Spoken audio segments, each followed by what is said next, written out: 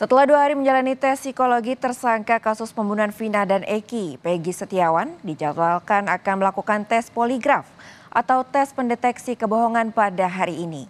Kuasa hukum Peggy mempersilahkan penyidik untuk melakukan semua rangkaian tes pemeriksaan terhadap kliennya, asalkan penyidik terbuka dengan apapun hasil dari tes tersebut.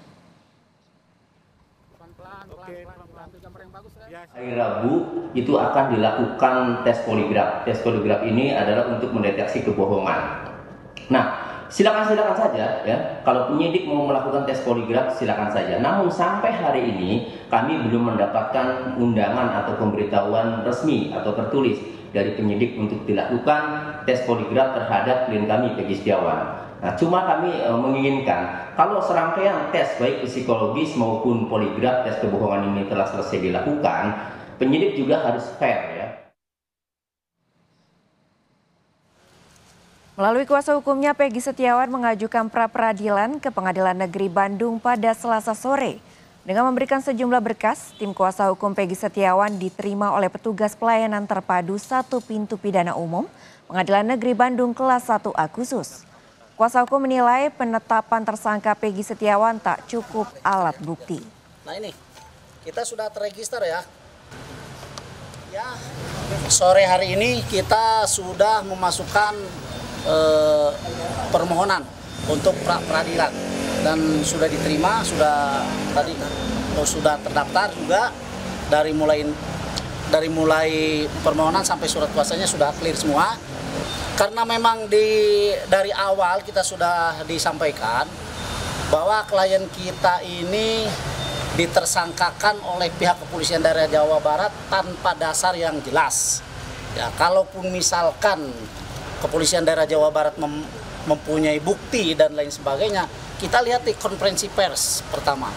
Tidak ada bukti satupun yang mengarah kepada tindak pidana yang dilakukan oleh klien kami.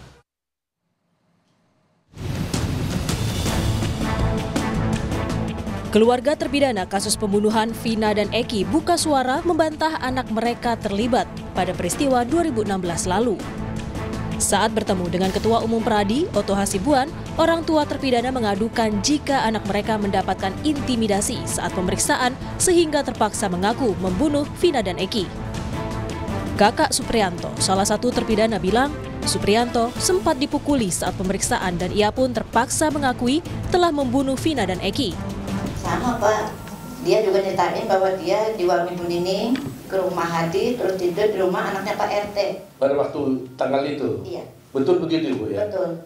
Ibu tahu itu dari mana? Dari waktu jenguk anak. Waktu jenguk anak di penjara? Di Polda, iya. Di Polda. Dia ngomong begitu? Iya. Dia mengaku nggak pembunuh? Enggak. Nggak pernah. Tapi waktu itu ada berita acara ngaku tuh gimana? Katanya dipukulin, disiksa Pak, telinganya dimasukin puntung rokok, sampai terluka Pak. Masya Allah, sampai dipukulin muka aja bonyok semua Pak. Gitu waktu itu? Iya, anak cerita. Anak cerita ya? Iya. Ada foto-fotonya itu ya? Ada. Cerita yang sama juga disuarakan ibu dari terpidana Eka Sandi. Eka Sandi telah membantah jika ia terlibat pembunuhan Vina dan Eki.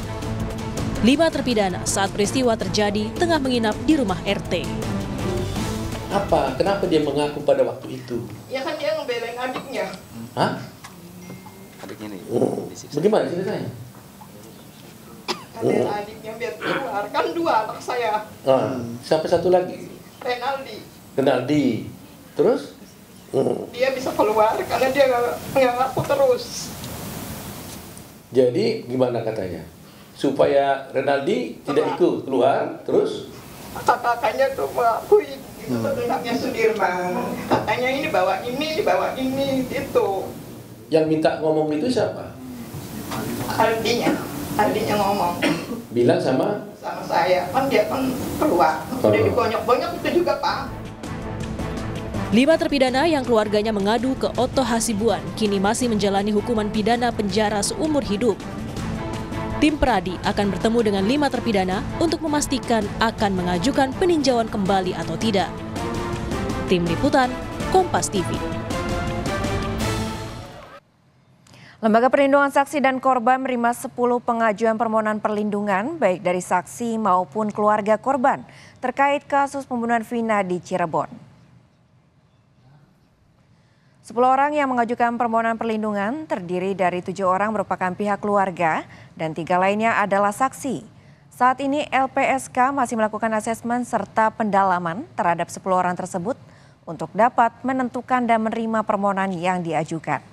Penggalian keterangan yang tidak sinkron, tes psikologi serta pendalaman lain menjadi tantangan yang dijalani LPSK. Dan dari pihak mana gitu ya, apapun masalahnya kita tidak mengklasifikasi pihak mana, karena proses juga masih berjalan, proses penanganan yang dilakukan oleh penyidik juga masih berjalan. Ya, jadi intinya 1 orang itu adalah bagian dari 10. Keterangannya clear, kemudian juga hasil asesmennya juga sudah kita terima, gitu ya. Dan keterangan atau dokumen atau informasi dari penegak hukum juga kita terima, itu akan mudah kita cepat untuk kita putuskan.